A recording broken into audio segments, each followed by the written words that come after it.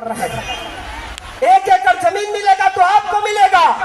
और पहली बार इतिहास में जनता अपने अधिकार की लड़ाई लड़ रही है, नेता के पीछे नहीं चल रही। ये इतिहास में पहली बार ऐसा हो रहा है।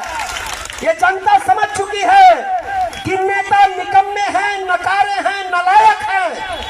और नालायक नेताओं को हमने बहुत वोट दे लिया, उनको बहुत जिताया, उनके झांसे में बहुत आ गए, लेकिन जनता ने तय कर लिया है कि अब अपनी लड़ाई हमको खुद लड़ना है। और 1 एकड़ जमीन हमें चाहिए तो चाहिए, हाथ उठाओ, 1 एकड़ जमीन चाहिए।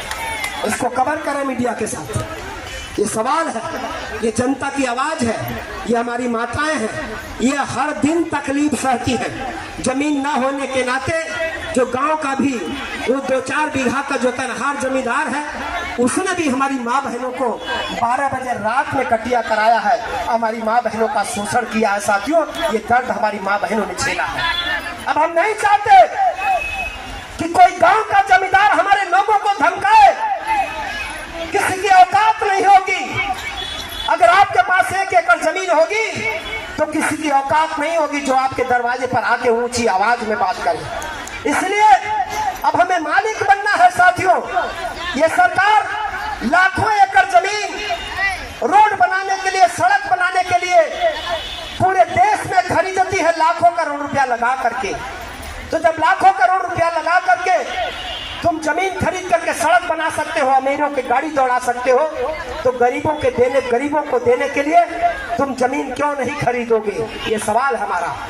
तेलंगाना की सरकार ने वहां के गरीब भूमिहीनों को 3-3 एकड़ जमीन दिया है। ये पिछले 2 सालों की बात है साथियों। तेलंगाना की सरकार ने पिछले 2 सालों में तेलंगाना के गरीब, दलितों, पिछड़ों, भूमिहीनों को 3-3 एकड़ जमीन दिया है। तो तेलंगाना की सरकार अगर 3 एकड़ जमीन दे सकती है तो उत्तर प्रदेश में 1 एकड़ हमको क्यों नहीं मिलेगा? बता दो। तुम्हारा खिचड़ी खाने का ड्रामा हम बंद कर देंगे, तुम्हारा पकौड़ा वाला भाषण हम बंद कर देंगे। 15 लाख बता करके हमको ठग लिया, तुम्हारी ठगहारी की दुकान हम बंद कर देंगे।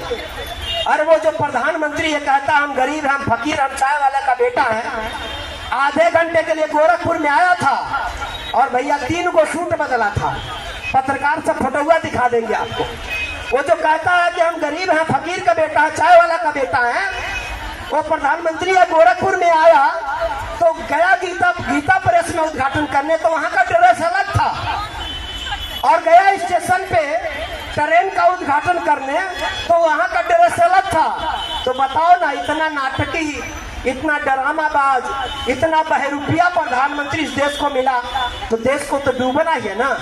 वो कहा था 15 लाख देंगे, और जो 15 रुपया खतवा में था हमारा, वो भी चूस लिया, वो भी चूस लिया। वो हमारे बच्चों का शिक्षा छीन रहे हैं और गरीबों शिक्षा इतना महंगा कर रहे हैं, पढ़ाई इतना महंगा कर दिए कि अब गरीब का बच्चा पढ़ाई नहीं कर पाएगा।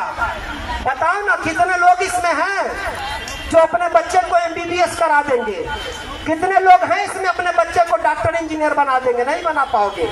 क्यों? इसलिए नहीं बना पाओगे कि जिस दिन सोचोगे डॉक्टर, इंजीनियर बनाना है, पहले अपने जेब में देखो 1 करोड़ रुपया है, नहीं है ना, तो नहीं बना पाओगे। लेकिन बाबा साहब डॉक्टर अम्बेडकर ने अपने संविधान में लिखा था कि पढ़ाई फ्री होना चाहिए।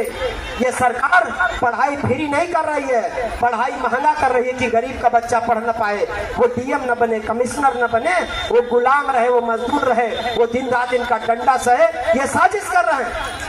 हम लोगों को इन सवालों पर बात करना है साथियों। अब आपको सावधान रहना है।